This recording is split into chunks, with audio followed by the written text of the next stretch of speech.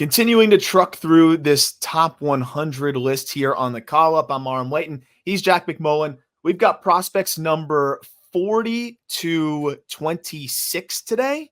Some fun names. That means it's going to be Jett Williams to Max Clark, and then a lot of fun names in between and a lot of players that are very different. We can't really have a theme for this band. We were hoping like, oh, maybe it could be like the Short King band, but then we realized, oh yeah, like Jacob Misiorowski's in the middle in there, and some other tall folks will be sandwiched in between. But this is a fun group. We're going to kind of talk about everything from prep, first full pro season guys that are hitters to the Jacob Misiorowskis of the world, to the Marcelo Mayers of the world. Like, this is a really interesting band of players.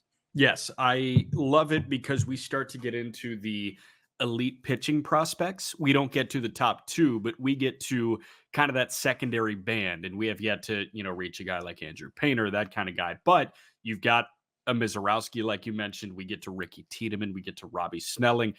I love talking about those like top flight pitching prospects, and a guy that has back-to-back 3-hit days to open up his AAA tenure in Owen Caissie. So we're going to have some fun with this band. I know we are. Yeah, this is a loaded week. I think we're putting out 4 episodes this week, which is a blast. And I hope people are enjoying that. We're mostly going to settle into a 3 a week structure with the occasional 4th if we get an extra player interview, things like that during the season. Technically, this would be like a 5th episode for those who may have caught it. I accidentally published the bonus episode on the public feed. So sorry to those who are bonus subscribers. I pulled it. If you did enjoy it, like there's a little teaser of what you can get from those bonus episodes that you can subscribe to with the link in the description. But I was breaking down like pitch by pitch, Paul Skeens and Jack Leiter starts. But people must have been listening and being like, this is a lot different than the episodes usually. I woke up this morning. I was like, wait, that should not be on my phone. I saw the bonus episode on my phone, so I went back and took it back, and put it behind the subscriber wall. But if you did enjoy that, well, there you go. There's a little taste of it, and I guess that would be like 4 1/4 episodes this week then, because it was 14 hours. It was up there, so I'd like to think that a decent amount of people probably listened to it. If you hated it, well, the good news is it won't be in your feed. If you enjoyed it, you know where to find it.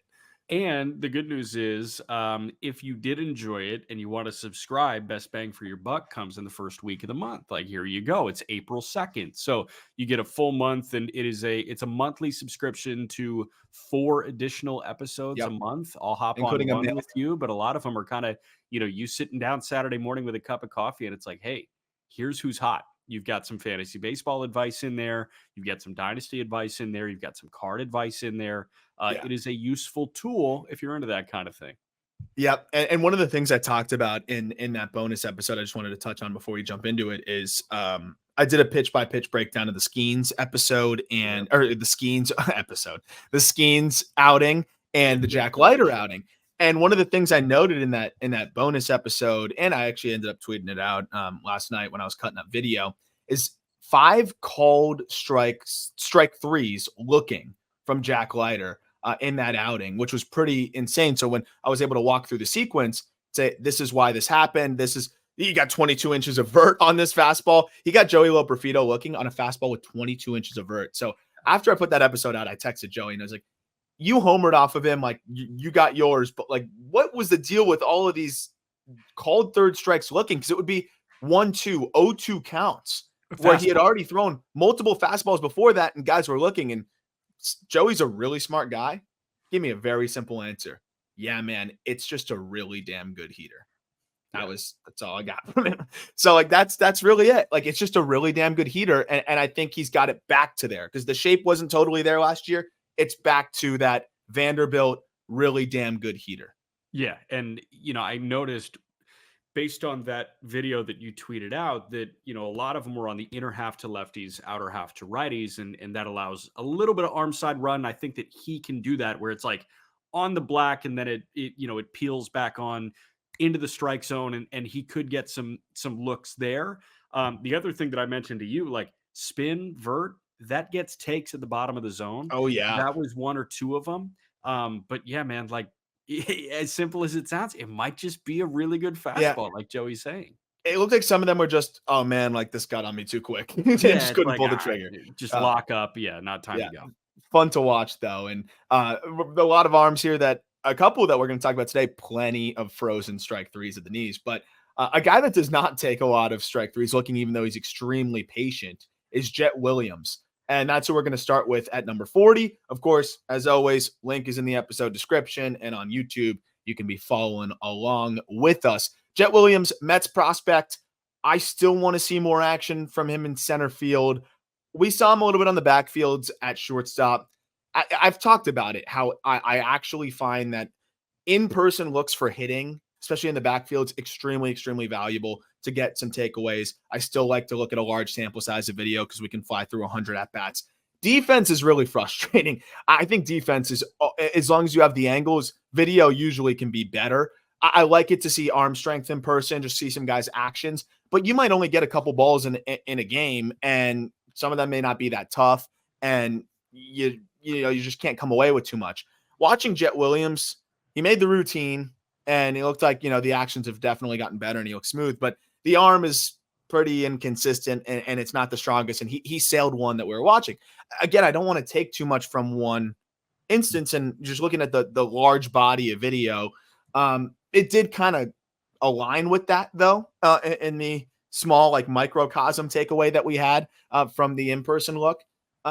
Ultimately, I think he's a guy that can plug in there, but I think he's best suited as that, and I've kind of used this a lot, but I really like this template. Like, if I was ever in a front office, I would pursue these types of players. The center field, second base, Whit Merrifield type. Mm-hmm. I love that profile. I just think there's a lot of value to that in today's game, because those guys can also plug into left. Emergency, you can plug them in somewhere else. I think that's what makes the most sense for Jett long-term, rather than stretching him thin at shortstop, especially with the Mets situation now, where not only you have a guy at the big league level that's not going to be, moving from shortstop anytime soon. Luisangel Acuna is a great defensive shortstop as well. So I think for Jett, it makes even more sense to get the looks in center. The value for Jett Williams, though, comes from the bat and the legs. And the bat, it's an above average hit tool that is accentuated by 70 plate discipline, which is, tied for the best of anybody that we've discussed here. He's one of two guys, him and Tamar Johnson, to walk 100 times as teenagers since 2005. And then there's enough thump in there too. Like, he reminds me of, I'm trying to think of like a guy, like shorter guys that can produce a little bit more thump than you would expect, but there's enough there that I think he'll continue to grow into. And then he's got that elite speed. He's a great base stealer and that positional versatility. Another just high floor guy, but I think the athleticism elevates the ceiling a little bit and the field to get on base. What sucks is when I think short guy with power, I think Altuve, and that's because he's an alien. Like, there's nobody that you can comp Jose Altuve to, so that's unfair. I like where you're at with the Whit Merrifield thing when it comes to middle infield, outfield versatility, but what Jett has that Whit doesn't is patience. And I actually view Ceddanne Rafaela as probably the closer comp to Whit Merrifield, because Whit is a 5% walk rate guy, and Rafaela is probably going to be a 5 to 6% walk rate guy. Jett can run a walk rate up to 13, 14%. And I think that's sustainable at the major league level, which is fascinating. Can he play a really good center field? Because if that is the case, it's tough with Drew Gilbert also being on this top 100 list. It's tough because like Luisangel Acuna might also get looks in center field, but it creates this log jam in a good way of center field options, with Nimmo moving to left and Nimmo looking like an elite left fielder. He's a unique one, and I really don't think there are many people like him in the big leagues because he is a 60 runner, because he walks 100 times. This guy ran a 425 OBP through low A and high A this year and a week in double A last year. Like, amazing. Not very many people can do that. And that's why he went from outside a lot of top 100s to firmly inside the top 50. 100%. And I'm glad you mentioned the walk side of things in terms of like what he did in double A and that little cameo, even in the postseason. This was a big bump for him. He was 19 even at the time that he got to double A at the end of last year. He turned 20 in November. And so it was, he kind of went up there. They knew that it was going to be tough for him. And he's playing in the postseason. He does hit one home run in those extra 4 games, but that was his only hit. He was 1 for 12, but he got on base at a 389 clip. And this is a double A. This isn't low A. So that's what we talk about, how walks don't slump. You always say that. It's just a perfect example of that. He's 1 for 12 with the homer, but he gets on base 7 times because of that, ability to get to draw the walks. He walked 4 times in one game at the AA level on the postseason stage. Like that's impressive stuff. And again, yes, it's not going to happen at the same clip at the big league level, but if he's walking 10, 11, 12% of the time, and you have the speed, the field to hit that goes with that, enough impact. I think if you look at where he may fit in with the Mets long term, it's probably second base, but you kind of cross that bridge when you get there. I would love to just see him get more reps in center field, see him turn into a nice defender out there. He's going to be able to play a solid second base. And now you've got this guy that can be somewhat super utility, play all over, and gives you a lot of value with the legs and with the bat. I think besides the walking aspect, though, I think Whit Merrifield is a good comp for what you can get offensively, where you're going to get, a good field to hit and then about anywhere from 12 to 16 home runs. Yeah. I think that is a good comp. And the stolen base aspect too. Yeah. Whit was 16 homers in 2019, but you take his per 162, he's a 283 hitter with 14 homers. Like that's totally what Jett Williams can do. He's also 27 stolen bases, I do think. I think that's where Jett is. Whit had 3 different years where he led Major League Baseball in stolen bases. That's not going to be Jett Williams, but he's going to be opportunistic. I think 45 last year could be a little bit misleading, but there's reason to believe that 30 could be here. And with like fast guys running rampant, 30 is going to be nowhere close to leading the league. No. And I think he's going to continue to develop in that regard too. And this is a fun year to just see, one, how the Mets use him, where they decide to put him defensively. And then 2, where some of those aspects of his game, continue to trend. But one of my favorite prospects to watch. He's just a lot of fun and plays the game real hard. Yep. Number 39, another guy that'll be graduating quite soon. Colton Cowser, the Baltimore Orioles, made the big league roster after a torrid spring. Made some subtle swing adjustments that I think are really coinciding with what we're seeing here, where I think just slight adjustments to the setup, also his bat angle to just kind of get him on plane earlier and easier. And it looks like he's more than comfortable. He was crushing balls in spring. And I hope he gets consistent run at the big league level. It's a little bit busy, as we know, in Baltimore, but I'm glad he's on the big league team. He deserved that. He earned that. He hit the ball really hard in big league spring training, crushing balls to center field, kind of all fields, which was a nice development as well. And it seems like he settled in after I felt like the big league struggles last year spilled into AAA at the end of the year. Yeah. There's a little bit more swing and miss maybe than we initially thought. But with that said, there's also more power, and the approach has looked good so far this year too. He just looks more comfortable. Before the first time call up, he and Jordan Westberg could have been the 2 best hitters in AAA. They were 2 of the better hitters in the International League. Like you could put their numbers up against PCL numbers. It was ridiculous. And Westberg hit the ground running. He hasn't left. He's got a walk-off homer to his name. Cowser didn't. He went back to AAA. And now I'm going to push back on him being graduated by the midseason update because we're 4 games in. This guy hasn't started a game yet. He's got 3 plate appearances under his belt. It is, which is crazy. Yeah. Like what's the point? My thing is, I saw a graphic that the Norfolk Tides put out of how their first weekend went, and it was, and we mentioned this on yesterday's show. It was Kjerstad, it was Norby, it was Holiday, it was Stowers, it was Kobe Mayo, and there were so many replies and quote tweets saying all 5 of these guys should be at the major league level. Hell, dude, like Colton Cowser should be down there with them if he's not going to play. Like you need everyday plate appearances, and he's not getting them up there right now, and it's frustrating me. It is really frustrating, especially because I think his first debut of the year he doubles, and then it's just been like pinch hit spots, and it's just we see that be so detrimental to development. Like I understand that you can't play every day, and that's why the A's sent down Esteury Ruiz, right? I mean, we're not going to get into that in this episode, but holy crap. The A's somehow trying to justify sending down Ruiz is insane in the name of consistent ABs for his development. But, obviously that's a team that's an entirely different situation. I think it'd be very easy for the A's to find consistent ABs for Esteury Ruiz. But back onto the topic here, Cowser, you could find some more consistent ABs. I think you could find ways to prioritize him a little bit more. And I understand it's a little bit scary because you have some established big leaguers and you want to give them some preferred run. And those guys have been performing well too. But I think Cowser can perform as well as some of the other guys that are getting run. A little bit more into like the specific adjustments that he's made. He was pretty loud with the bat waggle before, and I felt like started a little bit more open. And it was just a longer journey to get to his launch position. And you pair a longer journey to the launch position, a different bat angle, and a little bit more movement. I felt like his timing was inconsistent. Now it's a little bit more still. He's a big guy. He's strong. And it's still simple, settle into the back hip and go. And it looks a lot more repeatable. It looks like his timing is more consistent. Whereas last year with the bat waggle, I felt like, again, I like to freeze frame it. And if you like just spacebar, freeze frame where he's at pitcher release, I want to see a hitter at the same spot at pitcher release as consistent as possible.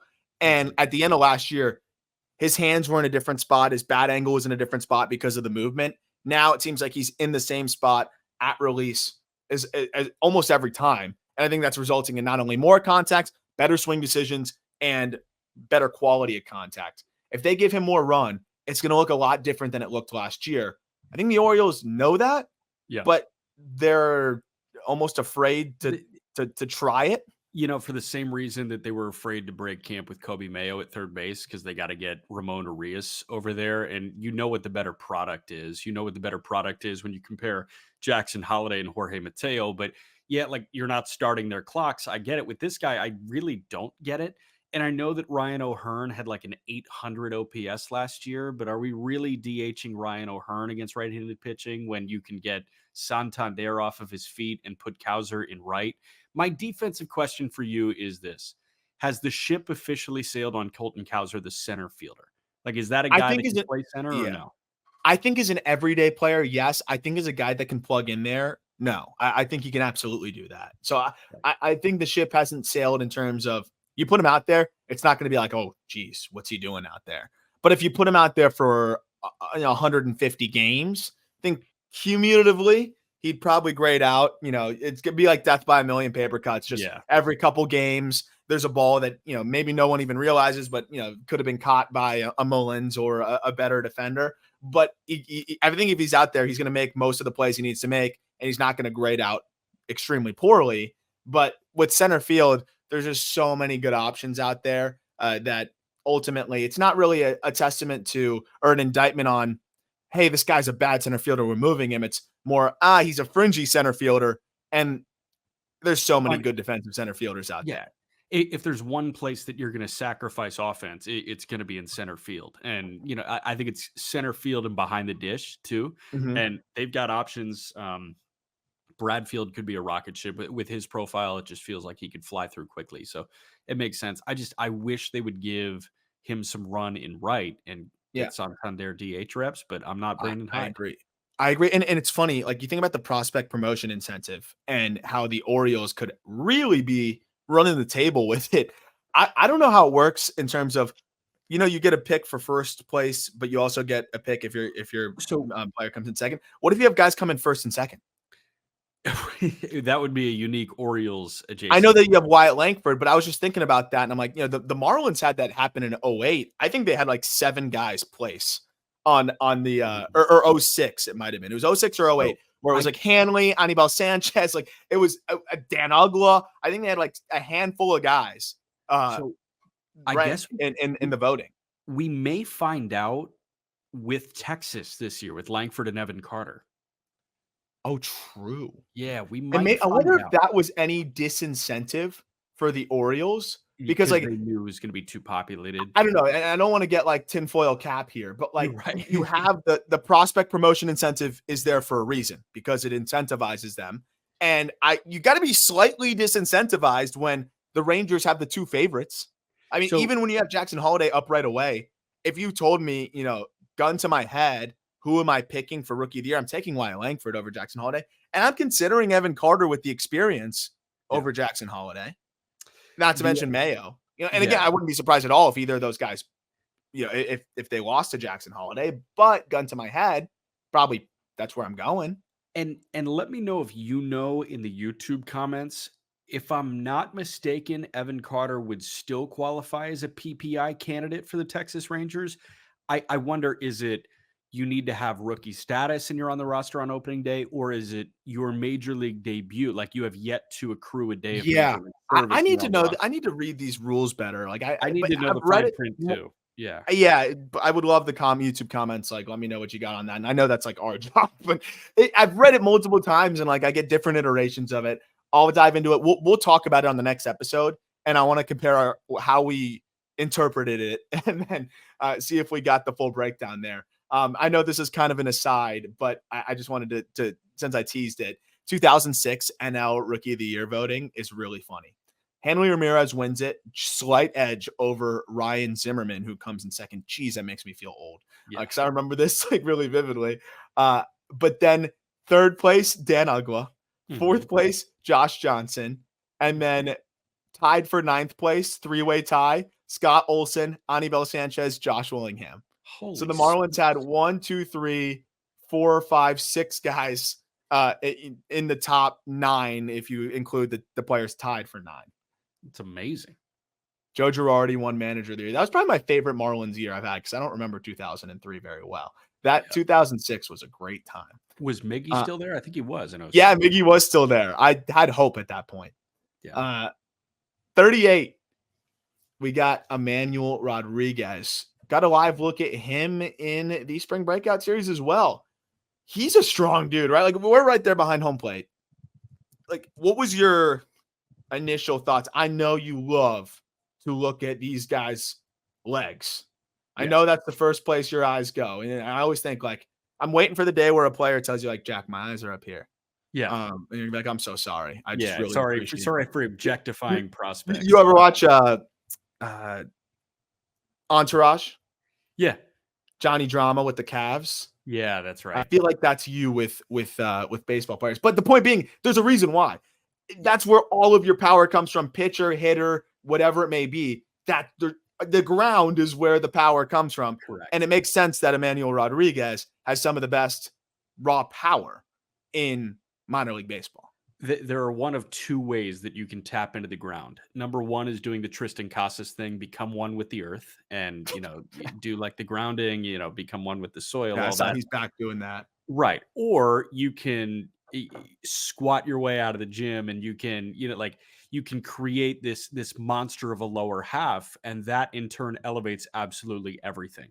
And that's what I saw from Emmanuel Rodriguez. He looks like a fire hydrant. And I'm a big fan of those guys offensively because there are not many limbs that can fly everywhere if you're built like a fire hydrant. And that guy has filled out for as young as he is.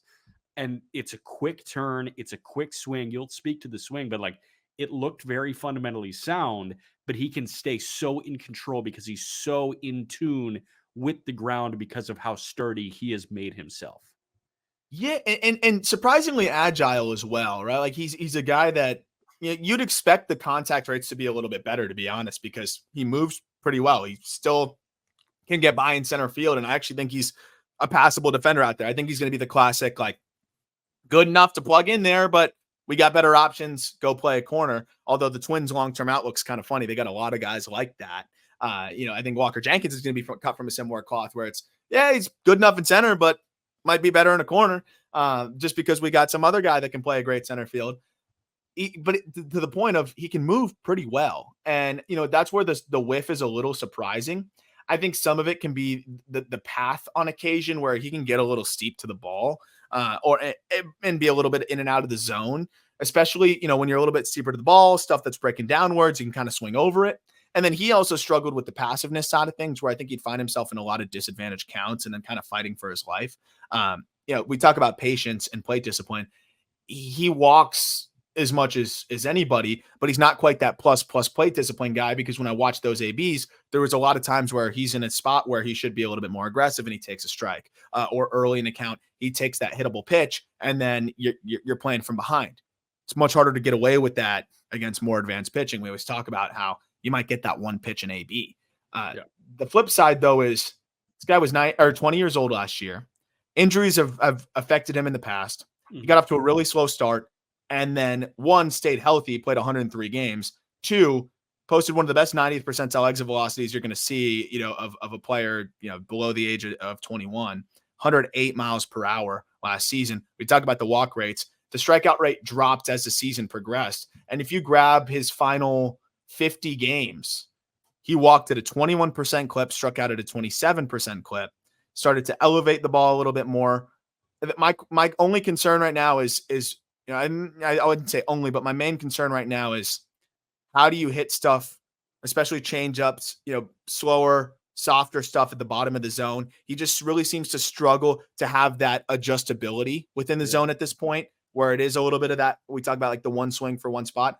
I think he has the ability to do it, though. We saw him flick a ball the other way for a double, broken bat double that he somehow hit hard with a broken bat. But there still seems to be too much of that one swing. I know he's capable of doing it, though, and that's why we have him ranked so high. It's not some of the other guys where, look at a Jared Kelenic, where like, I just don't have faith in him really having another swing or being able to be adjustable. I think Rodriguez has it in there. It's just trying to find that balance of getting your A swing off as much as possible, but also being able to have that backup swing to, like we're seeing from Owen Caissie, to kind of accentuate things. And Owen Caissie's made that leap. Mm-hmm. I think Rodriguez can too. He just turned 21. Yeah, he just turned 21 in February. Like he's 21 and 34 days old right now. We have to acknowledge that this guy has tons of room to grow, and he's likely going to spend the entire year in Double-A. After last year, 99 games, he had a 400 OBP as a 20-year-old in High A. It's take a step back, look from the bird's eye view, and see how ridiculous this guy has been at each stop. And he's ridiculous in a different way. Like 10 homers in 37 games of the complex. Oh my gosh. Crazy. Then he goes to low A, 47 games, a 493 OBP in 47 games. Oh my gosh. And then he runs a 400 OBP at Cedar Rapids. And, he still has that power showcase. So this could be a year if he dominates Double-A and he runs a 400 OBP and he hits 20 to 25 homers, this guy could level up from 38 on this list. If Max Muncy played a good left field, it's Emmanuel Rodriguez. Yeah, I would say, are you 100% in on that player? Yes, absolutely. Yeah, that's what I think Emmanuel Rodriguez. I was just making sure I had that comp down here too that I wrote down. Again, that's why I don't like direct player-to-player comps. I like kind of saying like, hey, if this player could do a little bit of this, it could look like this. And that's kind of what I see with Erod. 37. This is going to be one of the most frustrating players for me. And not frustrating like because he does anything particularly wrong. He's young and projectable, but he's tough for me to peg. Carson Williams, Tampa Bay Rays shortstop. He is this high for a few reasons. One, his defense is phenomenal. And that's going to be the selling point. And I think what elevates the floor is this guy is going to play a plus to plus plus defensive shortstop. Yep. He also has proven already that he can run into home runs. He needs to prove that he can hit enough, though. And that's where we're still trying to figure that out. I probably talked about him to you as much as anybody when we were going, doing our road trip and whatever, just saying, I'm really eager to see him. I just want to try to figure out what's up with the swing and how he can get himself right. Yeah. I think this swing that you can see on YouTube, like on the GIF here, like that is where he's at his best. He starts it really early. He's under control and he's kind of working back through the middle. But even then you can kind of see that spin and where he finishes, and everyone's going to finish obviously rotated, but he's a guy that gets really spinny and it really pulls him off of everything. And it's interesting because he has a lot of easy power. He elevates pretty consistently, but if I remember correctly, because I tend to remember like the swings and those other things that kind of stick with me. I thought that there was a swing when we were at the game where I looked at you, I was like, see, like that's what he keeps doing, where he just kind of spun off of a breaking ball and just waved at it. Like there's a lot of non-competitive, like front side leaves, wave at it and totally pulls the bat out of the zone, which is a shame because when he's working through the middle, the path is good. It's geared for elevating and backspin, and he's got power. But I'm curious, like what you kind of saw in that live look, and where you're at with Carson Williams, because to me he's just a really tough guy to peg. I was going to use the word spinny. I think you could show a ton of pro pitchers this GIF and they could not know a single thing about Carson Williams and ask them, okay, how are you attacking this guy? They're going to tell you, I'm cutting off the inner half of the plate. I'm Yep. going away, away, away. And you don't want it to be that simple with the top 40 prospect in baseball. But as of right now, it kind of is. And is he going to hammer pitches that leak over the inner half? Yes, he will. He's going to be a great mistake hitter. I think we know that already. But what if pitchers execute? Can he get a B or C swing off on a pitch that's on the outer black? And can he drive it the other way? I don't have like the pull rate up in front of me, but I'm sure it's very high. Like I'm sure that guy's not hitting the ball with authority the other way just yet. That is the final step in terms of hit tool, I feel like. But at the very least, you've got an excellent, excellent defender at shortstop that is going to kill mistake pitches. That's the thing. Kills fastballs too. So kill fastballs, kill hangers, play elite defense at shortstop, and walk. You're a big leaguer. You're a frustrating one at times. It might be low 200s. You're a big leaguer that's making a lot of money. Like you think about what Willy Adames did last year. He still has immense value. He hit 210, but he's got 30 homer capability, and he's a way better defender than Adames is at short. I'm just worried that because I think Adames is like what you can hope for and then some. I just don't want it to look like Paul DeYoung. And I know he's a better defender than DeYoung, but just thinking about the offensive side, like the volatility where sometimes it looks really, really good. And then sometimes it looks iffy. He's so young in terms of like his baseball experience as well. And also he's just young. He's 20. And I'm trying to find the exact piece. I've referenced it on the show a few times. Fangraphs did a fantastic job talking to one of the Rays heads of scouting farm. I think it was the Rays farm director. And his perspective on Carson Williams was actually really, really valuable. I usually take that stuff, especially when it's a publication, like when it was Blake Butera. When guys like that are talking through a publication about their players, of course, there's going to be spin zones, positive things that, they want to continue to, hit on and accentuate because it's their guys and they want to either prove that they're going to be right on them or, continue to bolster their value in stock. But I loved what Butera said about Carson, really a kid that surfed and, never took baseball that seriously, just always came really natural to him. And I think it was David Lorilla who did a really good job, going back and forth here. But the quote from Butera was literally, he's improving. That said, contact is tough to improve as players move up because the pitching is better. But with Carson, I think it's a little bit different case just because he didn't grow up around baseball as much as most guys. So he's still learning approach. He's still learning how pitchers are going to attack, which pitches to look for, which pitches he hits well, which pitches he doesn't hit well. It's exciting that he's learning that stuff now because the tools are off the chart, the bat speed, the power, the athleticism. He's learning how to be Carson Williams, and that's exciting.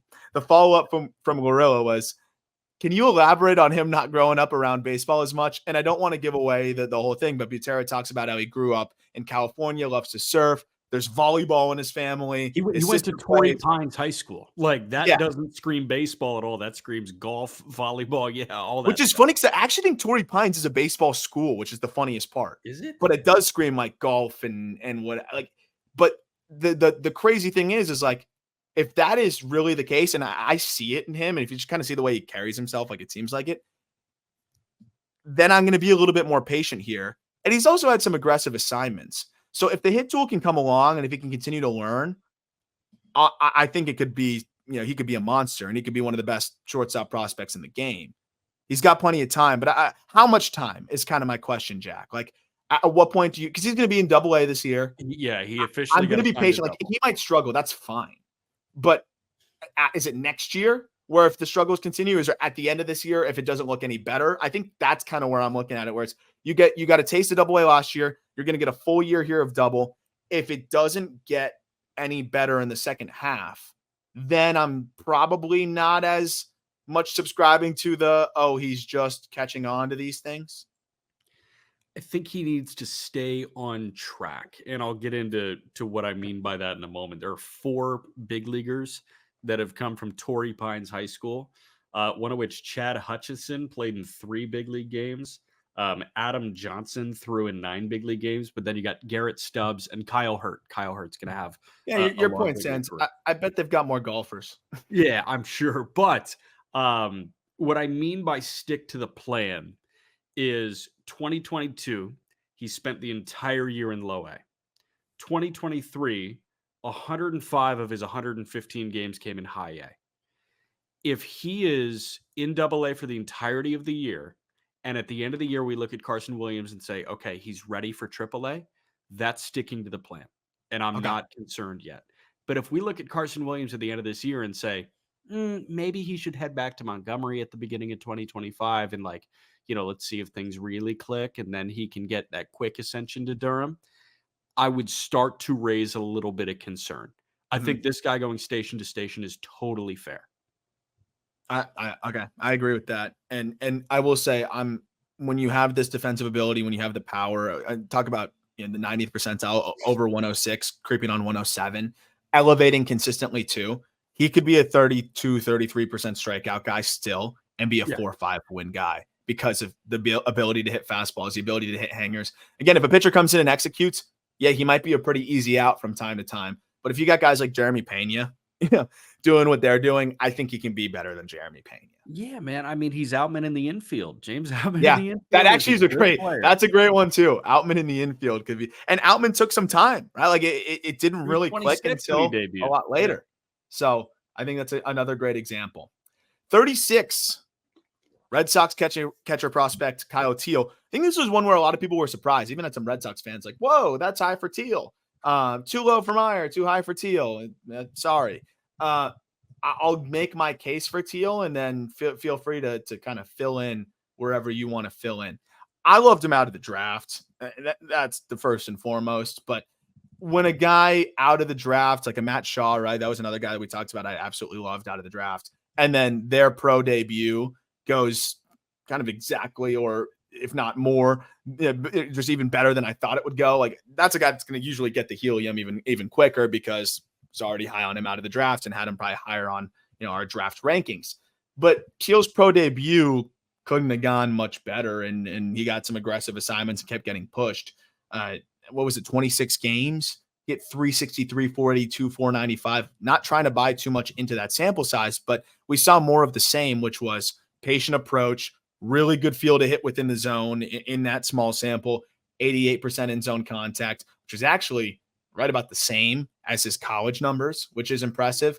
And actually, he was more selective than he was in college. He's got a really good feel to hit. I think he's a plus hitter. When you look at just the feel for the barrel, the consistency, he swings hard, but it's under control. It's that controlled aggression. And he's comfortable against lefties. He sprays the ball all over the field. He could stand to add some strength. Like he's definitely like thin at this point, especially when you look at the arms and stuff like that. If he adds a little bit more strength, all of a sudden that power ticks up. And I think that's even going to help the BABIP and that side of things too, because he just seems to spray balls all over. When you look at the approach, you look at the field to hit and then the power potential. I love the offensive side of things from the left side. And then catching, so athletic back there. Fundamentally, he was raw. He's gotten better and better. The receiving has come a long way. And he's great at limiting the running game. He can get a little bit better with the consistency blocking wise, but when you have a catcher that athletic, I usually am going to bet on the blocking continuing to improve. It's hard for me to find a glaring issue with the 22-year-old Kyle Teel at the catcher spot, and that's why we've got him as high as we've got him. So he is, I think, the perfect example of my theory that you should just take a guy that rakes in the ACC or the SEC. Those are the two power conferences in college baseball. I think I'm not ready to put the Pac-12 in that just yet because there are some runts in there, but the ACC, there really aren't many runts, and the SEC, there aren't many runts. This guy hit 400 at Virginia during his draft year. You know that he's a solid catcher. I mean, you take the guy that hit 400 with 13 homers and didn't punch out, man. I'm going to go back to 2019 ACC ball, and I'm going to tell you who the OPS leaders were. And I guarantee you there are not going to be very many flubs here. But Teel, awesome. Even a Trey Lipscomb, for example, That guy raked in the SEC, and guess what? The Nats felt comfortable enough fast-tracking him to the big leagues, and he had a homer in his first 2 big league games. 455 in big league spring training. You're gonna find a major leaguer, like a good one. I don't know, but you're gonna find a major leaguer. The Red Sox saw this guy falling, and it's a keep it simple, stupid method, a KISS method of like, hey, why is this guy still available? We're gonna take him, and they aced it. They didn't overthink it, and they crushed it. Everyone else overthought it.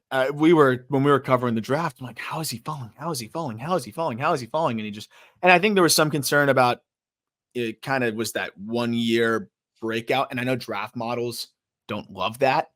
I know team draft models get increasingly concerned by a college performer kind of breaking out in that singular year. But it wasn't like he had bad years previously, but no, I understand that. But when I'm looking at what he does in the box, the athleticism, and then again, you see the defensive improvements that he has made. I love the operation in the box too, the way he sinks into the backside, the way he holds the back hip with that hovering leg kick, and just is so under control. I'm excited. I think he debuts. I wouldn't be shocked if he's a September call-up because of how advanced he is, but he definitely, I think, can break camp in 2025 with the Red Sox, and he's definitely the future of their catcher position.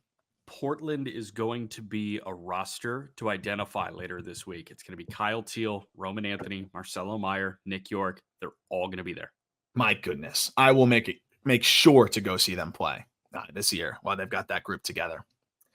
35, Ricky Tiedemann, Toronto Blue Jays, left-handed pitching prospect I talked about him on the bonus episode 2 episodes ago about that. I really think that it was more of a matter of wanting to continue to build him up. Mm-hmm. I do think they want to see some things command-wise, but I wouldn't be surprised if he makes a handful of starts and then gets up one way or another. I wish I had a little bit more information on what the Blue Jays' plans are with him, like if they're adverse to putting him in the bullpen as a swingman type and managing his innings, because I do think that for a team that's in win now mode and a pitcher that's often injured, and that's a big reason why he's not higher, by the way, is I try not to bake in injuries too much with pitchers, but when you have a track record of it and then he even shows up to spring training and has a hammy issue, it's just too much to ignore with Tiedemann. And it's not like we're really accentuating it. He's the 35th ranked prospect. I thought the first outing was a little bit of an example, though, at the same time in AAA. He goes 2 2/3, 65 pitches. He only allows 1 earned run on a home run, but 2 walks, hit by pitch, 3 Ks, also allowed 3 stolen bases. Has struggled to hold runners on as well. I am getting increasingly concerned about the reliever risk here, the swingman risk. The stuff is great. You have a plus heater or better. You have, a plus slider and above average changeup that I think flashes plus. But the command is kind of, backed up as he's battled injuries. And, obviously he just has not been able to be stretched out as he's battled injuries. And I'm starting to wonder if this guy's ever really going to be able to be stretched out to 100 pitches and pitch every 5th day. And if that's a concern, I'm probably taking some other pitching prospects over him. Yeah, I'm taking other lefties over him, and you've got a lefty over him that we're going to talk about in a moment. But I'm with you in I start to get concerned because we have yet to see him with the leash taken off. And he's been on such a tight leash the entirety of his professional career. We have no sample of yep, the Blue Jays are letting Ricky let it rip. And, he's only coming out of the game when he starts to really dwindle at 90, 95, 100 pitches. That hasn't happened yet. He made 16 starts, 18 starts as a 19-year-old in low A, high A, and double A, 78 2/3 innings. Okay. Comes back last year, 44 innings across 15 starts. That's 3 innings a start. Mm-hmm. And now his first start goes 2 2/3, 4 starts in the fall league, 18 innings. We have yet to see Ricky Tiedemann go 5 or 6, and we can't call him the best left-handed pitching prospect in baseball until he goes 5 or 6. It's the Tink Hence thing. If you wanted to operate in a vacuum, Tink Hence was a top 30 prospect in baseball because when he was throwing, it looked great, but he didn't throw 6 yet. Mm-hmm. That is probably what jumps out most to me. Now, the positive is he's been really freaking good everywhere that he's had a leash on him. When he's on the mound, he's disgusting. Yep. And I hope to see what an unleashed Ricky Tiedemann looks like this year. But if we have to wait until June or July, I'm going to question it even more. Yeah, and that's where I'm wondering, Bowden Francis, does he hold on to that rotation spot? But also, you don't want to deplete your bullpen by having a starter that's going to only be able to go 65, 70 pitches. And the problem is when you're also cut shorter in terms of you're not going to be able to go 100 pitches and you're not efficient, it makes it even, you're working on even tighter margins. I will say that the Arizona Fall League stint did reinvigorate some optimism for me because we had not seen him go, consecutive 5 or 6 days off, but just going every week, 75, 77, 70, and then 79 pitches. There was a 150 pitch outing in between, but we had not seen him do that since 2022. So to see him doing that recurrently was very encouraging. And then seeing some good things in big league spring training was encouraging. He was bit by the long ball a little bit too, but that's okay. I don't think that's going to be a major issue long term. But I think it's just he's a tough player to peg with the injuries and not really seeing him stretched out too much. And now a little bit of inconsistent command. I wonder how they're going to use him and when they're going to use him, but I do know that this is a valuable big league arm one way or another. And by the way, still just 21 years old. So this is just a name I'm excited to monitor to see what the Blue Jays plans are. But I hope he gets up, and I'd even just like to see him out of the big league bullpen or in a swingman role, because why waste the bullets in AAA? I think he can continue to work on things with the big league team, but they may not want him throwing as frequently, which is part of the issue. We saw Sixto Sanchez, much more extreme injury example, but he throws back-to-back days for the first time like ever. And in the second time out of the bullpen, he's throwing 91 by the time the inning was almost over. So I don't think that happens with Tiedemann, but it's not something he's used to be and you don't want to waste a roster spot on a bullpen arm that you can't use several times a week. So I imagine they try to keep him as a starter, and they're going to try to stretch him out. And barring any setbacks, we could see him up in a month or two. I don't know. That said, if it all comes together, you have plus fastball, plus slider, nasty changeup, at least fringy, but I think could be average command. And that's the stuff to be a two. I think his other extenuating circumstances pull him back to more of a 4/3 and flashes of more. It's just a tough peg for me. I'm really happy with how that went about, because I did have a Ricky Tiedemann Sixto Sanchez comp on my bingo board today. So that was not the comp. Do not do that to me. Yeah, I'm kidding. I just, the parallel between Ricky and Sixto Sanchez was actually on my bingo card that sits in front of me. So congratulations. I got it. Thank you. Another really fun arm, and he's been healthier so far, knock on wood, but the loudest stuff you're going to see. Jacob Misiorowski, right-handed pitching prospect, Milwaukee Brewers. I mean, can I interest you in an 80 fastball? Can I interest you in a double plus curveball and a cutter at 95 and a changeup that he mixes in even sometimes, from just a funky, bizarre release point at 6'7" and crazy data points? And oh yeah, by the way, it's 101. That's Jacob Misiorowski for you. And the only question really is at this point is command. And it's a pretty big question, but talk about a guy that could circumvent the highest of walk rates. Jacob Misiorowski has the stuff to do that. He is fascinating. I'm going to pull up the hitters that he saw, but he had one appearance in big league spring training. He saw 4 hitters. He struck out 3 and walked 1. The only competition that Jacob Misiorowski faces, I really think at any level, is Jacob Misiorowski. Yes. You've got an 80 future fastball. You've got a 60 cutter, a 70 curveball, a 50 changeup. That would win Cy Youngs if it was not a 35 future command. Yes. It's amazing. That's the problem. What do you think? Like, can this command come along? Can we get it to the point where it's a 40?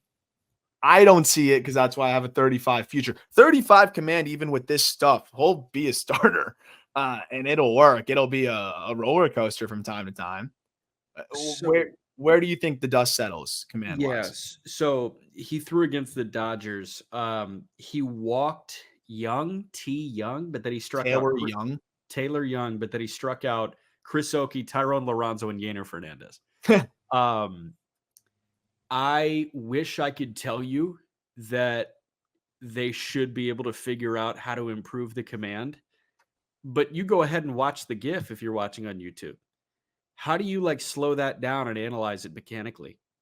He's elite because of where the limbs are going. They go places that nobody else's limbs go. Yeah. You can't. I would have no idea if I were a pitching coach how to even start analyzing this guy. And it's like, yeah, why don't we quiet your mechanics down? No, like that's telling Jacob Misiorowski to stop being Jacob Misiorowski. So it might be one of those things where it's like, hey, if he feels like, a little cue that can help him out, great. But you might just have to be okay with it because frankly, what you have is Rare. borderline never before seen, and you need to be okay with that. And that's the thing. And then, maybe it's just as he throws more, he'll get a little bit more comfortable with just controlling all of the limbs that he has and all of the length that he has. He's 21, just turned 21, and not a guy that has a ton of innings under his belt, JUCO guy, all that good stuff. So I still have some optimism that it can settle in a little bit more there. The one thing that I noticed, small sample, but it's something to monitor, is the fastball might even be better this year because he killed some horizontal. That might also help him locate it a bit more. But from the outings I saw in spring training, small sample data, it's not enough to take anything crazy. But I did notice that he had a lot less horizontal movement and a little bit more ride to it, which at that velocity with 7.5 feet of extension, and from a release side of how a guy that is 6'7" releases from 5.1 feet or almost 5 feet flat blows my mind. And that's why it's the outlier of outlier fastballs. We talk about outlier being thrown out too much. Like that, this is an outlier. Yeah. It's crazy. So if that command gets to 40, he's a frontline guy, I think. And that's kind of the big sticking point. And we'll see how those things go. But the arsenal looks ready to go, and he looks like he could be a major problem. I just can't wait to see what it looks like as he continues to try to rein it in a little bit more and fill up the zone. He can get away with falling behind hitters. So that's the thing. He can fall behind 3-0 and throw you 3 straight fastballs and send you back to the dugout. So that's something he has working for him that very few do. So it's not going to happen. Like, let's get that out of the way. He was 5.5 walks per 9 last year. If he gets that down to 3 walks per 9, he's the best pitching prospect in baseball. Yeah, I'll take him over just about everybody. Everybody. Yeah. Like that tells you how much command would play into this arsenal. Yeah, like it's 34, but it's almost a deceiving 34 because it's 34 with the ceiling of like 6 on this top 100. Yeah, and the floor of the bullpen. So yeah, it's just a floor of 100. Yeah. Yeah, it's just crazy. 33. We talk about plenty on the show, and one of my favorite prospects in baseball relative to, I think, where others have him, I guess. Like if you could say, like, who are the guys that just baseball has higher than everybody else and pick the favorites that way, I think Josue De Paula would be one of those examples because every time I'm looking at him, I'm like, oh, are we pushing him too high?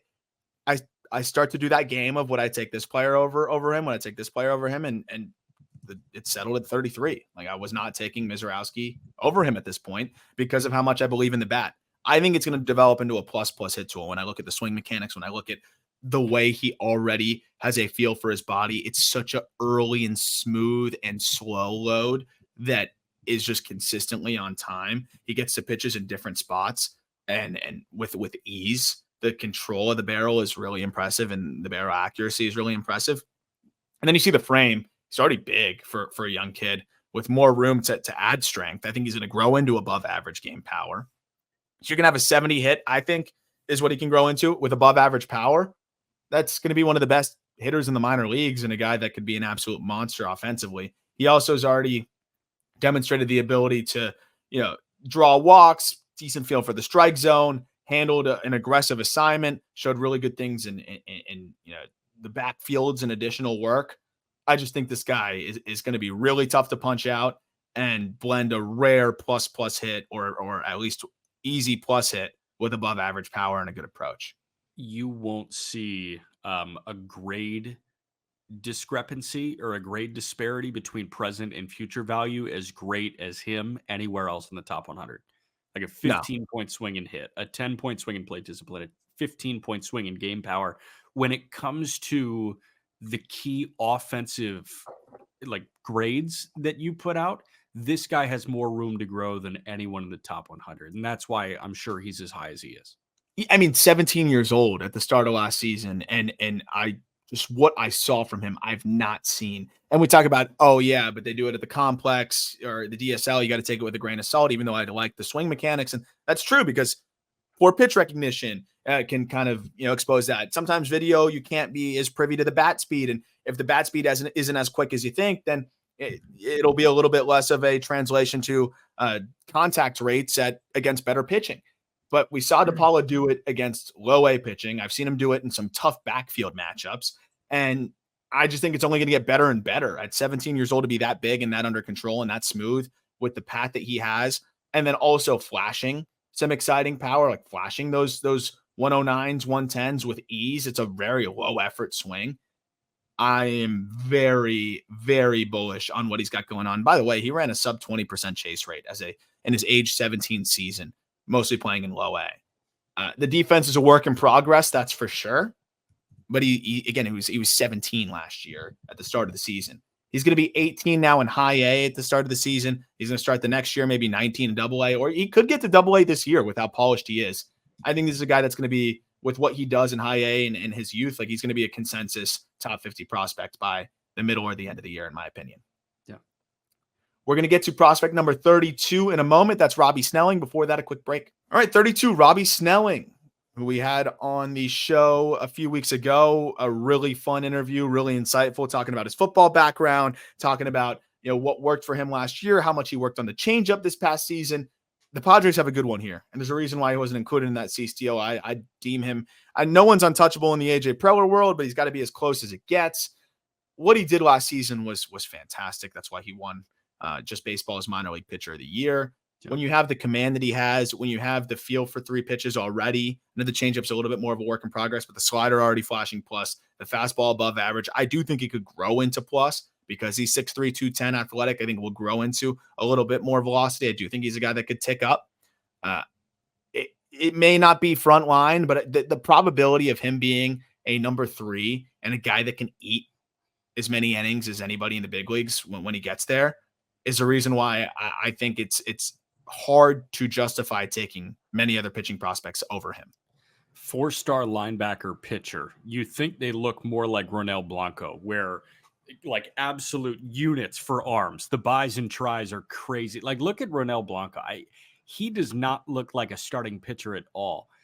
But Robby Snelling is way more flexible than you would ever expect a 4-star linebacker to be on the mound. And I think it is that flexibility. It's that loose arm action and that loose delivery that creates like the best of both worlds thing, where he's clearly a very strong guy. And you met him. I'm sure the handshake was crazy, and he looks the part. He's filled out. He looks like he could be a DH in Major League Baseball. But instead, he gets on the mound and he looks loose. He looks limber. And you've got a strong guy that can be loose and limber. No wonder the command is as good as it is. I think the 60 future is as good of a command grade as we've got in the top 100. And the fact that it's coming from a guy with this stature is impressive. It's up there. And he's got I think the mentality up there as well. And the makeup aspect is definitely another thing that kind of puts him a little bit further up to do what he did at 19 years old, climbing low A, high A, double A, throwing as many innings as he threw across all of those levels. I mean, if you include the postseason appearance, 107 and 2/3 innings, like that is a lot for the first pro season of a lefty, punching out 122, walking only 36. And the fastball, I thought shape-wise continued to get better, and the command continued to get better. The slider looked really darn good. And then the changeup, even though he said he worked on it this offseason, it was more effective for him as the year progressed. So he's got a lot of different ways to be able to get you out, and he can mix and match pretty comfortably. I think he leaned on the fastball a little bit more last year just because he was having success with it. But I think we're going to see a little bit more of a true 3-pitch mix. At 20 years old, to be starting the year in double A, I think he could be up by the end of this year, definitely early next year. He's going to eat innings. He kept the ball in the yard, 4 home runs, by the way, as well. Just does not give up hard contact like ever, which is another part of the reason why I think he's just going to be a durable and consistent arm that is so elusive in today's game. Yeah. 31, Jeferson Quero, another one of the longtime Just Baseball call-up favorites, Milwaukee Brewers catcher who should probably start the year in AAA, right? He's in AAA right now, right? He is. Yeah. Yeah, I thought so. Okay. I haven't double checked on the Nashville roster yet. We've played the full season in AA.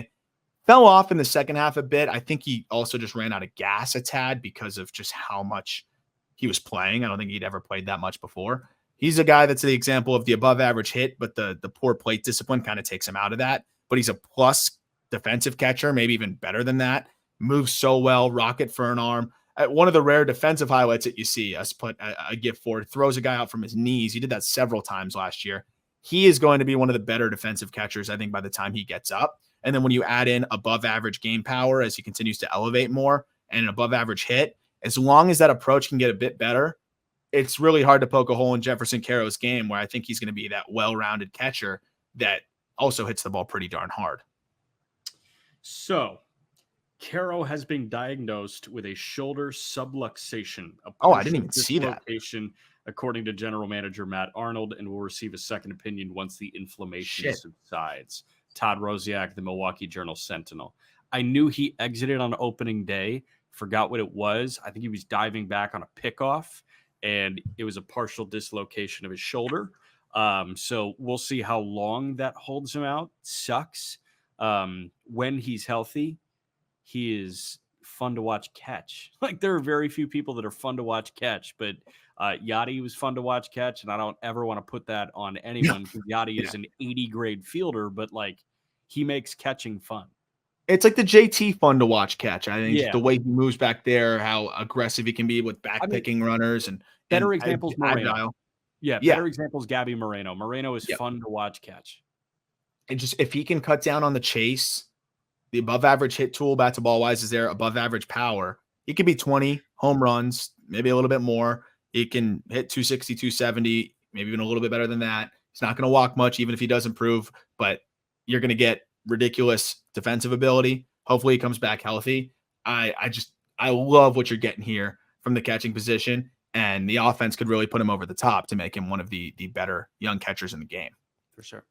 30, Marcelo Mayer, Boston Red Sox shortstop prospect, who I do think is going to bounce back nicely this year after another guy that dealt with a shoulder issue, finally got that thing right and should be 100%. He's looked good from what I've heard on the backfields, and I haven't gotten to see a live look at him, but some of the video I saw, looks like the bat speed's a little bit quicker now that he's healthy. Another guy that's a great defender at shortstop, another guy that has above average power from the left side. I do think that there's similar to what we're talking about with Cowser, the movement pre-swing is kind of hard to time up, also very aggressive. So that makes me a bit more concerned about the offensive consistency. But when you have above average power from the left side and a nice path, it's just some pre-swing moves and things that he needs to clean up and a little bit of length though. The defense, above average power, and he's still young. Marcelo Mayer has a great chance of being an above average everyday shortstop. How much of last year do you think was health dependent? I'm not ready to say that it was entirely health dependent. He might have been a little overmatched by AA pitching last year, but you have to assume that go around number 2 in AA is much better in terms of just success. And that could be attributed to him being entirely healthy. It's hard for me to attach a percentage of this is why he struggled because he was hurt. Yeah, I do genuinely think that there were some swing pattern issues that were a big part of it that would have got exposed a bit more as the season progressed anyways. I don't think that, and I understand that he may have felt a little slower, felt like he needed to start it a bit earlier, and maybe that's why he was a bit more swing happy, but I also just think the approach and some timing inconsistencies were going to be exposed a bit more in AA regardless. I do think that it was at least a third or more of the issue. It could even be closer to half if you want to, really just talk about maybe the mental side compounding there, because it's like, oh, I don't feel like myself. And then you press even more. And I think by the time you can pretty much throw away, I think that final month, he knew he wasn't right. I think that's where things started to really compound, but you still look at the numbers over the course. And even when he was going right, there were some yellow flags and concerns of of things that, could have caught up to him in Double-A approach wise. I still think that when he was healthy, you saw a little bit more of him using the whole field. You saw a little bit more impact, and you saw a bit more consistency bat to ball wise because I think he was a little bit quicker. So I do think he's going to be a lot better. I think that hit tool can track closer to average, but the approach needs to improve.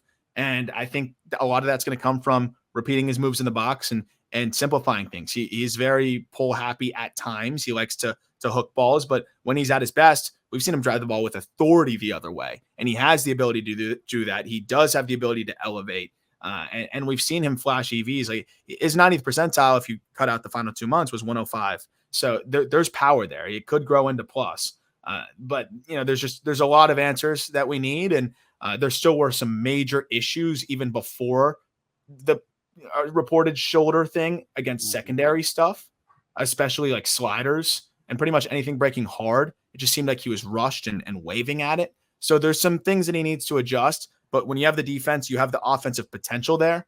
There's just so much to like with Marcelo Mayer. And I'm excited to see just healthy, no extenuating circumstances, 21 years old, see what it all looks like.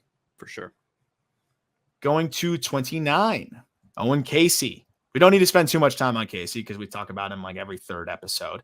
Chicago Cubs outfield prospect. We talked about him actually last episode, and just guys that have stood out offensively right off the bat. That hit tool now is probably getting closer to the 40, right? Like instead of the 35, the plate discipline is closer to that 55. The game power, I mean, he can hit 40 home runs when he is, fully hitting enough and coming into his own. And I think we're seeing the more complete version of Owen Caissie that we had been talking about that could be, on the way for the last couple of years. We're talking about those B swings, being able to drive the ball the other way, but also when it's in the zone and in a spot where he can do damage, he can put him up 118. This is a scary blend now where the hit tool is coming along. It's some of the best raw power in the minor leagues, some of the best power period in the minor leagues. And now you're seeing a guy become more complete of a hitter. Look out for Owen Caissie. 44 plate appearances in big league spring training. He slashed 333, 409, 564. So that's a 973 OPS, 3 doubles, 2 homers, 11 driven in 16 games. He started his AAA career as a 21-year-old, 5.5 years younger than the league average hitter in AAA, 7 for 12. He's so good. And I look at the Cubs' first 4 games, and their DH spot was filled by Christopher Morel in the opener, Garrett Cooper against a lefty in game 2, then Seiya Suzuki to get him off his feet, then Ian Happ to get him off his feet. Why not just have a consistent DH? I think Owen Caissie is the Cubs' consistent DH against right-handed pitching before the year ends. And I love that you mentioned the right-handed pitching side. Of course, he is better against righties. Had a 988 OPS against righties last year. But when you talk about a guy with a fringy hit tool from the left side, splits could really de-escalate that hit tool to below average because, then he's going to struggle when he sees more lefties. Big league teams are going to bring in lefties more to face him out of the bullpen, blah, blah, blah. He's going to be a fringy hit tool guy because he's just big and long levered and there's going to be swing and miss. But when you also are able to at least put up respectable numbers against lefties, that does help me feel better. And he's just gotten better and better left on left. And we've just kind of seen that. And I think ultimately that's something that will allow him to be an everyday guy, but to get up now and help, he definitely can be a guy that just gets into the DH spot and crushes righties. And I mean, we saw it last year just with how ridiculous the numbers were, especially against righties. The last thing I'll note, and I mentioned this in the thread that I put out on Owen Caissie during the offseason, but there were only 2 guys, as far as I know, 2 prospects that had a 90th percentile of 110 miles per hour and above, and a contact rate within the zone above 77% or 76%. I forget what the exact threshold was that I pulled, and it was Owen Caissie and Junior Caminero. So, I mean, that's pretty good company from a power perspective, and that's why, again, beyond what I've seen from the swing, beyond what I've seen in person, it's just one of the best power strokes and that you're going to get in the minor leagues, and a guy that looks like he's much closer to big league ready than I think anybody would have expected this quickly. Yep. 28, Adael Amador, second base prospect, most likely. Colorado Rockies might play a little short in a pinch if needed, but second base is the long-term home. healthy, another guy coming off of a hamate that definitely affected him last year as well. It's hard to know how much of it was the hamate and how much of it was just the double-A competition. I've talked about it. I think it's the best hit tool in the minor leagues outside of maybe Jackson Holiday, but just bat to ball wise purely, I'd take him just along with anybody. He pairs that with, chase rate below 20%. And then the EVs for a guy that makes as much contact as he does, especially from what we saw in his last healthy season in 2022. If the 90th percentile is hovering around 102, and I think he's going to grow into a little bit more power as well with his contact rates and his approach, he's a shoe-in to just hit for a ton of average and walk as much as he strikes out, which even with an up and down last year for his standards, did walk more than he struck out. Yeah. It's just such a high probability big leaguer who's still just 20 years old. It's crazy to just see 322 plate appearances. Like, he played 70 games, 39 walks, 37 punch outs. Like that feels like what like a Kyle Teel does in the ACC, but he's doing that as, a 21-year-old in professional baseball, getting up to AA. He's going to start in Hartford. I assume that he'll follow a quick Tovar type thing where like he'll be in Hartford for the overwhelming majority of the year, would go to Albuquerque for a couple weeks, and then could get up at the end of this year. You've got a 2025 ETA. The Rockies may stink. Yeah. They may want to see Amador up by year's end. I'm with you. I think it's very possible, especially if he's showing the things that we think he can show, and he's looking like the hitter he can be. That hit tool is going to carry him, but the fact that the power can get to like close enough to average, solid, yeah, and the plate discipline is as good as it is, I'm always going to believe in a guy like that being a above average big leaguer. And I think there could be more than that, especially in Coors. It's so perfect for him in that type of offensive profile. It's amazing because you got the spacious outfield, and he's got enough power to drive the ball into the gaps. Like I think I mentioned it at the end of last year when we kind of did the breakdown of this. He may lead the league in triples several times. Like, if you're going to lead the league in triples, it's great to have Coors Field at your home ballpark, but he's going to split gaps, hit the ball hard enough, and that thing's going to roll to the wall. 100% agree. And this little paragraph here is one of the things that really sells me on him as well. The right-handed swing's a little bit further behind, but he's going to hit way more from the left side. And from the left side, he ran a 94% zone contact rate, not 89% overall contact rate. And I know that you're not going to match those numbers at the big league level, but just being able to compare that to the big leagues, like that's Arias level at the big league. So if you're the Luis Arias of the minor leagues and you're hitting the ball harder, odds are you're going to be a pretty darn good big leaguer. Yeah. 27, Spencer Jones, another guy we've talked plenty about, so don't have to get too deep into it, but what a spring from this guy. Another swing adjustment guy that's a big reason why I'm subscribing to what we saw. Also, I don't like the small samples, but when you have a small sample of ridiculous stuff, which was not swinging and missing within the zone pretty much at all for a large stretch, better plate discipline, like he was not chasing at all, which was part of the issue in 23, just way too aggressive. So being more selective, making more contact within the zone, and still hitting the ball as hard as we've seen. 470-foot home run in spring training. It's a guy that I think we're a little too early on, had too high, and then I think I reacted too much and dropped too low, and now here he is back where we had him right after the draft. Another guy that was one of my favorites out of the draft, and I think I got a little concerned too quickly just from some of the things I was hearing from scouts, and that's why sometimes you got to take it with a grain of salt sometimes, because some of the noise can be reactionary, especially when you haven't had as much hitting experience like Spencer Jones. Like he had Tommy John surgery early in his collegiate career, only really hit for one season. So this pro season was really his second full year of hitting, at any legitimately high level beyond high school. And now we're seeing going into his third full year, an adjustment and results and tangible adjustments with tangible results. I think it's all going to start to come together for Jones, who, by the way, also is like looking like he's closer to a 70 runner.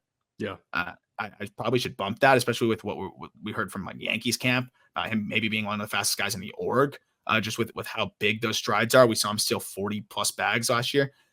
I think if the hit tool is now closer to 45, the swing decisions are now closer to at least average, but now it looks like that might even be a bigger jump, but we got to see a larger sample. The game power, I mean, it's 40 plus if it all comes together, and the legit ability to stick in center field. I mean, this guy could be a monster. This guy could be a superstar. He's 40-40 center field. Like we talk about the small number of guys that have 40-40 capability at the major league level. He's Spencer one. Jones jumps in. He's one of the guys that can actually go 40-40. And, like, could he whiff during that 40-40 season? Yes. But at the end of the day, nobody's going to remember the 29.8% K rate that Spencer Jones has if he goes 40-40. They're going to remember that he can go 40-40. He should have all the confidence in the world going to Somerset to open his season on Friday. That guy stole the show at spring breakout, stole the show in spring training. He's the it guy in the Yankee system at this point. Yeah. He should be supremely confident. The contact rates weren't even that bad last year either. I understand he's going to whiff, but it wasn't like he was this massive swing and miss guy. Overall contact rate of 72% when you hit the ball as hard as he does and you're as fast as he is. That'll play. He adjusted the bat path or his bat angle and his setup slightly, and I think that's helped him get on plane earlier. Whereas before, again, he was a guy that like would start flat and just kind of get steep, and that's why he had a higher ground ball rate. Now starting a little bit more upright, he's pretty much already in his slot, and it's just easier to turn the barrel for him. And you could just see how much easier it is for him to turn that barrel. And now he seems to just have way more comfort, having a lot more success with it, and just adjusting that angle slightly. I think may have been all the difference. A little bit more into his backside, minimize any extraneous movement because you're a freak, and just let your freakish skills shine through. I think we're seeing that with Spencer Jones. This is going to be fun to see a full season from him. For sure. Last but not least, Max Clark, 26th overall on the top 100 outfield prospect with the Detroit Tigers system.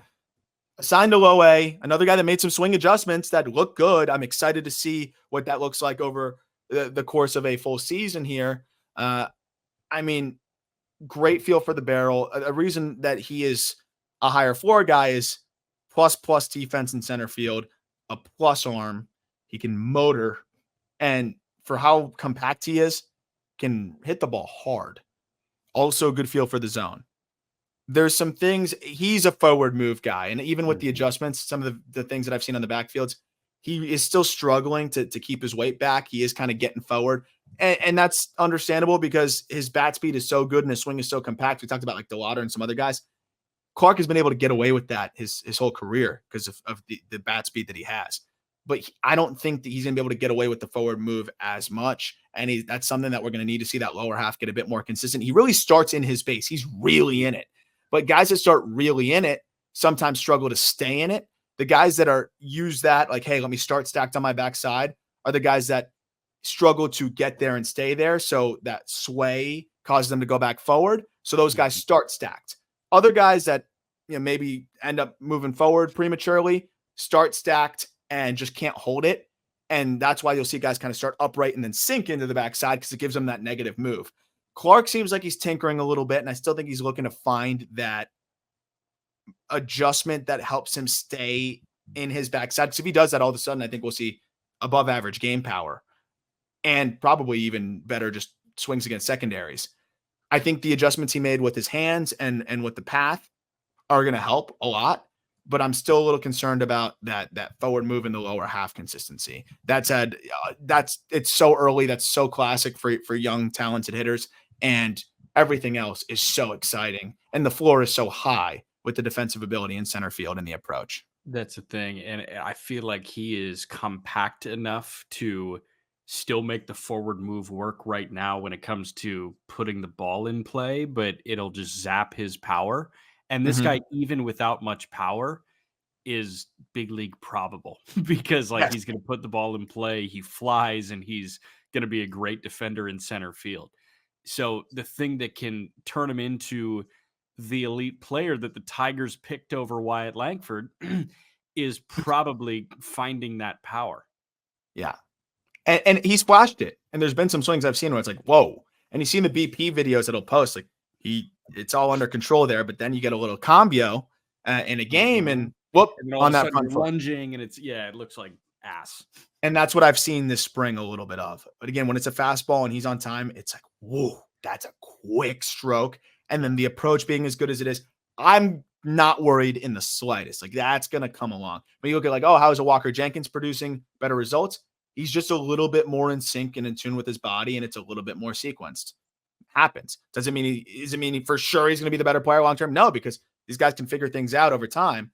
I think Clark is going to figure this out as the season goes on. He's already showing, one, the willingness to adjust, two, results that are following that, a little bit more impact. I think a lot more comfort in the box, and I think he'll continue to get there. He wasn't facing the toughest competition in the world. You can get away with a lot more during that. And even again, against some of the top high school arms, his field of hit and his whippiness and his hands and his approach, going to eat everybody alive. He still might in the lower levels, but for him to tap into that ceiling where he's hitting maybe even 20 home runs as well, that's where the lower half will come in, and I think it will. He's going to draw walks. He's going to be a really good hitter. He's going to be a great center fielder.